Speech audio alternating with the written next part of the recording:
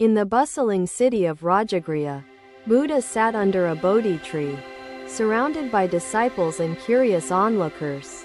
The serene ambiance was pierced by the arrival of a troubled young merchant, Satyavan, who prostrated before Buddha.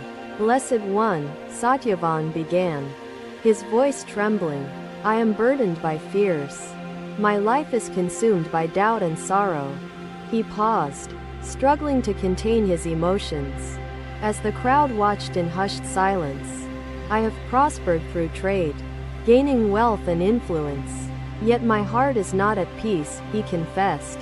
"My associates praise me when they benefit, but they abandon me when I falter," he added, his voice heavy with despair. Buddha observed him with compassionate eyes, his presence calm and unwavering. "Satyavan, you are not alone in your suffering," Buddha spoke, his voice soothing and resonant. "The world thrives on attachment and ignorance, which give rise to illusions of separation," he explained.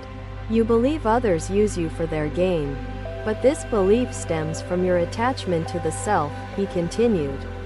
Satyavan looked up, his tear-streaked face reflecting a glimmer of hope. As the crowd leaned in closer, Buddha began to weave a story, his words flowing like a gentle stream that calmed the weary souls. "There once was a heron that lived by a serene pond, abundant with fish and surrounded by life," Buddha narrated. "The heron guarded the pond diligently, taking pride in its role as protector and nurturer of the ecosystem," he described. One day, a cunning jackal approached the heron, speaking sweet words and offering counsel. Buddha recounted, his tone steady. "Let us explore this further," he said. Standing and gesturing for Ananda to follow, they walked in silence, the sound of their footsteps blending with the rustling leaves and the whispering wind. Ask yourself, does their care remain steadfast when challenges arise? Or do they falter when difficulties loom? Ananda, observe the harmony between their words and actions. Therein you will find the truth of their love. The grove seemed to hum with an almost sacred energy as Ananda processed the wisdom imparted by his teacher. The heron, weakened and remorseful, realized too late that it had destroyed the harmony it sought to protect, he said. Buddha turned to Satyavan, his gaze gentle but piercing, as his words took on a deeper resonance. "Satyavan, the heron's suffering arose not from the jackal's deceit, but from its ignorance of life's balance," Buddha explained. "You too are caught in the web of ignorance, unable to see the interconnectedness of all beings," he added. "The illusion of self blinds you to the truth that no one can use you without first using themselves," he said. Satyavan's mind raced as he grappled with the Buddha's words, his heart yearning for understanding. "Blessed One," he asked, his voice trembling, "how can I see through this veil of ignorance that clouds my vision?" Buddha smiled, his expression warm and encouraging, as he prepared to guide Satyavan further. "The path to clarity begins with self-awareness. For ignorance thrives in the absence of understanding," Buddha said. "Meditate upon the impermanence of all things. For attachment to the fleeting world is the root of suffering," he instructed. "Observe your thoughts and actions without judgment, and you will begin to see the patterns that bind you," Buddha continued. "As you cultivate mindfulness, you will uncover the wisdom that lies dormant within your heart," he added. "Remember, Satyavan, the journey to enlightenment is not a solitary pursuit but a shared awakening," Buddha said. "In serving others with compassion and humility, you will discover the truth of your own being," he emphasized. The crowd listened intently, their hearts stirred by the profound wisdom that flowed from Buddha's lips. Satyavan felt a sense of relief wash over him, as if the weight of his burdens had begun to lift. "Blessed One, I am grateful for your guidance," he said, bowing deeply, his voice filled with reverence. Maya adored Dhira, reciprocating his affection with kindness and laughter that filled their home with warmth and harmony. One fateful year, the kingdom faced dire famine, the harvests lost, and prosperity turned into desolation and hunger. Satyavan, remember that the path is not without challenges, but each step brings you closer to liberation, Buddha said. May you walk with courage and faith, and may the light of wisdom guide you always, he concluded. As the sun began to set, casting a golden glow over the gathering, the crowd dispersed, their hearts inspired. Satyavan departed, his mind filled with determination and his spirit renewed by the Buddha's teachings. Buddha remained seated under the Bodhi tree, a symbol of unwavering serenity and boundless compassion. As the cycle of life continued around him, another day, another soul arrived at the Sangha, seeking answers and peace under the shade of the ancient banyan tree. A woman named Ahalya approached Buddha, her steps tentative, her burden heavy with unseen struggles. Blessed One, Ahalya began, bowing deeply, I am a weaver whose heart grows weary, despite the beauty of my creations. Her voice trembled as she continued, kings and patrons admire my skill, but their gaze does not see my humanity or worth. Buddha regarded Ahalya with serene compassion, his presence an anchor amidst the shifting winds of doubt and despair. Remember, he said, love that is unselfish, unwavering, and compassionate transforms challenges into opportunities for growth and connection.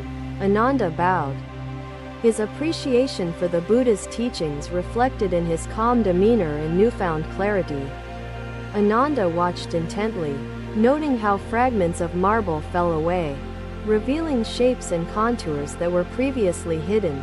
Does the sculptor despair over the imperfections within the stone, or does he embrace the process? The Buddha asked softly, just as true love endures, your actions of care and kindness will resonate with those who cherish you in return. Ananda rose, his gratitude apparent, his thoughts filled with the wisdom shared during their time in the sacred grove. The silkworm's suffering arose not from the bird's betrayal, but from its ignorance of the impermanence of its work, he explained. Ahalya listened intently, her heart stirred by the tale, its wisdom echoing the unspoken truths of her existence.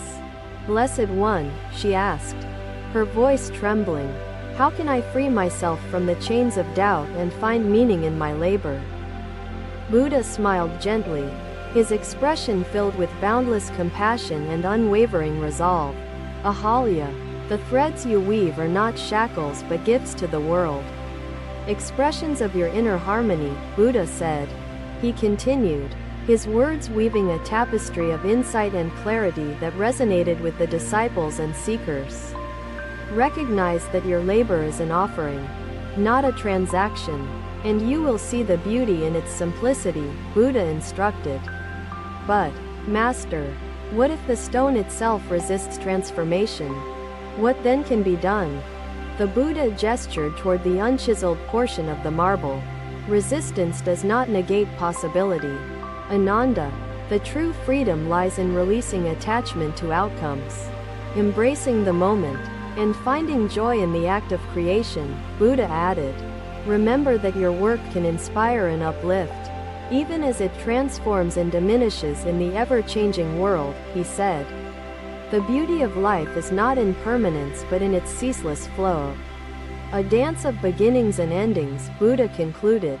Ahalya felt a flicker of hope ignite within her heart, its light illuminating the shadows of doubt and despair. Blessed One, I will strive to embrace your teachings, seeking freedom and peace in the threads of my labor, Ahalya vowed. Buddha placed his hand upon her head, his touch radiating warmth and reassurance, a symbol of unwavering support.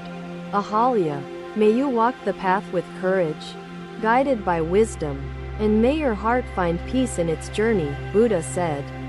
The Sangha watched as Ahalya departed, her spirit lifted, her steps lighter, her face aglow with newfound determination. Buddha remained seated under the banyan tree, his presence a beacon of serenity and compassion. As the cycle of life continued around him, another day, another question arose in the Sangha as the disciples gathered beneath the soft glow of the setting sun. Ananda, a young novice monk, approached Buddha with apprehension in his steps and uncertainty clouding his mind. "Master," Ananda began, bowing low, "I am troubled by a recurring thought, one that disrupts my peace and clarity."